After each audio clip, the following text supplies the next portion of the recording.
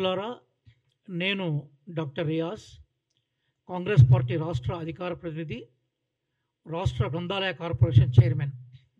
నాతో పాటుగా కాంగ్రెస్ పార్టీ రాష్ట్ర కార్యదర్శి, ప్రధాన కార్యదర్శి చెనగాని దయాకర్, అలాగే వారు ఓయూ నుంచి కూడా రిప్రజెంట్ చేస్తూ ఉన్నారు. అలాగే మరో కాంగ్రెస్ నాయకుడు గౌస్ ఈ ప్రెస్ మీట్లో ఉన్నారు. రెండు అంశాలపై కాంగ్రెస్ పార్టీ అభిప్రాయాలు మీతో పంచుకునే ప్రయత్నం చేస్తాం.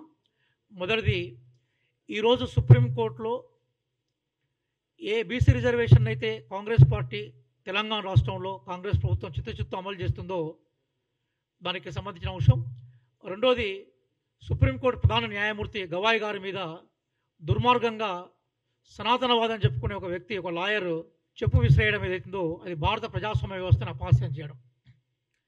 మిత్రులారా, మీ అందరికీ బాగా తెలుసు, భారత రాజ్యాంగం చాలా క్లియర్గా సామాజిక న్యాయాన్ని, ఆర్థిక న్యాయాన్ని, రాజకీయ న్యాయాన్ని తన ప్రియాంబుల్ ప్రవేశికలో ప్రకటించింది. దానికి అనుగుణంగానే ఆర్టికల్ 15(4), ఆర్టికల్ 16(4) చాలా క్లియర్గా సామాజిక న్యాయము అభివృద్ధిలో భాగంగా చూడాలనే విషయాన్ని చెప్పింది. ఈడబ్ల్యూఎస్ రిజర్వేషన్ని కేంద్రం ఆమోదించిన తర్వాత అది సుప్రీంకోర్టులో ఛాలెంజ్ చేయబడిన తర్వాత సుప్రీంకోర్టు క్లియర్గా చెప్పిన విషయం ఏంటంటే, ఈడబ్ల్యూఎస్ రిజర్వేషన్కి సంబంధించిన లెక్కలు ఏవైతున్నాయో వాటిని 15(4), 16(4) ప్రకారము వాటిని మినహాయింపుగా చూడాలని, సాధారణ జనాభాలో భాగంగా దాన్ని కుల జనాభాగా చూడొద్దని, అభివృద్ధిలో భాగంగా చూడాలని సుప్రీంకోర్టు చాలా క్లియర్గా చెప్పింది. ఆ సుప్రీంకోర్టు తీర్పే చాలా క్లియర్గా తెలంగాణ రాష్ట్రం, ఈరోజు తెలంగాణ రాష్ట్ర ప్రభుత్వం ఇక్కడ బీసీ రిజర్వేషన్లో కట్టుబడి ఉండే విషయం, అట్లాగే బీసీ రిజర్వేషన్ల కోసం ఇష్యూ చేసిన జీవోన్కు అది ఒక న్యాయబద్ధమైన సాధికారతను ఇస్తూ ఉన్నది. తెలంగాణ రాష్ట్ర ప్రభుత్వం గౌరవ ముఖ్యమంత్రి రేవంత్ రెడ్డి గారి నాయకత్వంలో అసెంబ్లీలో ఏకగ్రీవ తీర్మానం చేసింది. అన్ని రాజకీయ పార్టీలు దాన్ని సపోర్ట్ చేశాయి. అట్లాగే గవర్నర్ తోటి దానికి సంబంధించిన ఇష్యూస్ మీద ఆ బిల్లును గవర్నర్ పంపాం. అది రాష్ట్రపతి దగ్గర పోయిన తర్వాత 90 రోజుల గడువు కూడా ముగిసింది. న్యాయబద్ధంగా, రాజ్యాంగబద్ధంగా, చట్టబద్ధంగా, శాసనబద్ధంగా ఎన్ని చర్యలు చేపట్టాలో అన్ని చర్యల్ని గౌరవ రేవంత్ రెడ్డి గారి గవర్నమెంట్, ప్రజాప్రభుత్వం తెలంగాణ రాష్ట్రంలో చేపట్టిన తర్వాతనే ఈరోజు జీవోను ఇష్యూ చేసింది. ఆ జీవోను ఛాలెంజ్ చేస్తూ ఇక్కడ మాధవరెడ్డి అనే వ్యక్తి, అక్కడ గోపాల్ రెడ్డి అనే వ్యక్తి ఛాలెంజ్ చేసినప్పుడు ఈరోజు సుప్రీంకోర్టు చాలా క్లియర్గా ఇది రాష్ట్ర పరిధిలో ఉండడం వల్ల, రాష్ట్ర హైకోర్టు పరిధిలో ఉండడం వల్ల అక్కడే తేల్చుకోవాలని చెప్పింది. ఇది నిజంగా సుప్రీంకోర్టు తీర్పును కాంగ్రెస్ పార్టీగా మేము ఆహ్వానిస్తున్నాం. సుప్రీంకోర్టు తీర్పు రాజ్యాంగబద్ధమైన విలువల కోసం నిలబడ్డట్టుగా మేము భావిస్తూ ఉన్నాం.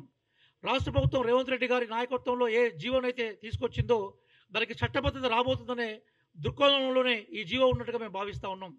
కాబట్టి రాజకీయ పార్టీలకు మేము కాంగ్రెస్ పార్టీ వైపు విజ్ఞప్తి చేస్తున్నాం.